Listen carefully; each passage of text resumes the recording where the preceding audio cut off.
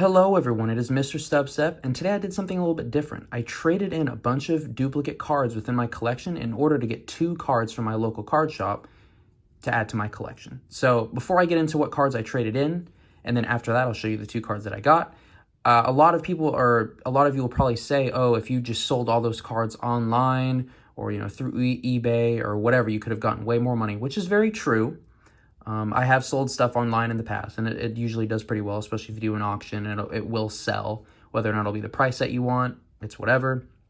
But I thought it just made more sense to trade these cards into my local gaming store, because then the cards that I'm wanting to trade them in for, I can like physically hold them in my hand, look at their condition, make sure they're the right cards that I want.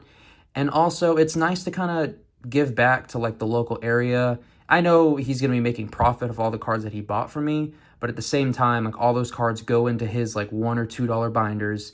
Other people come in that need cards for their collection. I'm adding to that inventory. So, it just all comes around. I've gotten a lot of $2 cards from his binder as well. So it all comes around. I feel like it was just a way of me to, it sounds weird to say give back because, it's a business, he's making money, but that's just how I kind of look at it.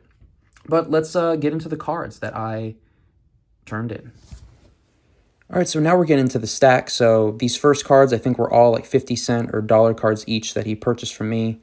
So yeah, we're going through them pretty quick. A lot of just random bulk. All of these are duplicates that I have in my collection, so none of them absolutely hurt me. I'm sure if I held these for, a really long time, they'd go up in value. But I'm starting to get so many of these, I thought it was just better just to hand them off now. All right, these cards, I think these were about $1 to like $1.50, $2 each when he bought them from me.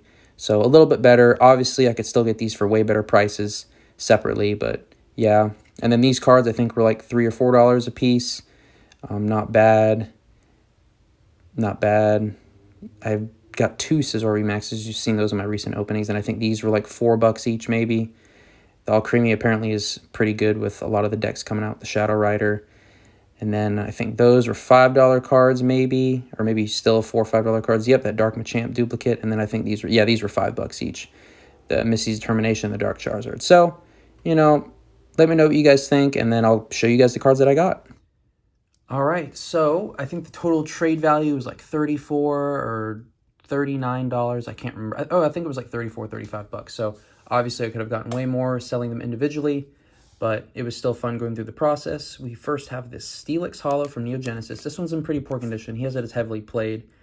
I would almost argue it's damaged. On the front, it doesn't look too bad. Definitely a lot of surface stuff going on and scratching, but on the back, it's definitely seen better days. I can maybe see why I put it as heavily played, because there's no like really bad damage. It's just a ton of surface crud and whitening.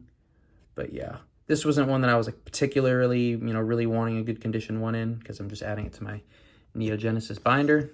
And then the real reason I want to trade all these cards in was this Erica's Venusaur from Gym Challenge. This is a beautiful card.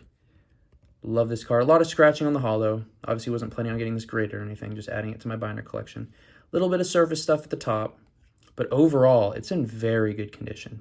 As you can see, this back is much better than that Steelix, and I would say the moderately played is a very fair assessment of this card. Very pleased to add this to my collection. Actually, one of my favorite Venusaur cards of all time, if not my favorite Venusaur card of all time. But let me know what you guys think down below. Should I do that again in the future? I mean, it's mainly for convenience, and it requires a lot less work, because I've sold cards on eBay before, and it's fun doing it here and there. But if I were to do all those cards, it would take a lot of time, a lot of shipping materials, and I could have made a lot more money, probably potentially like double, that $30-something that I made off those cards, maybe even more. But it's more a convenience thing and being able to hold the cards in my hand. But let me know what you guys think. What do you normally do with your, I guess, ultra rare or higher bulk? And yeah, that's pretty much all I have for this video, and I look forward to catching you guys in the next one. Thank you.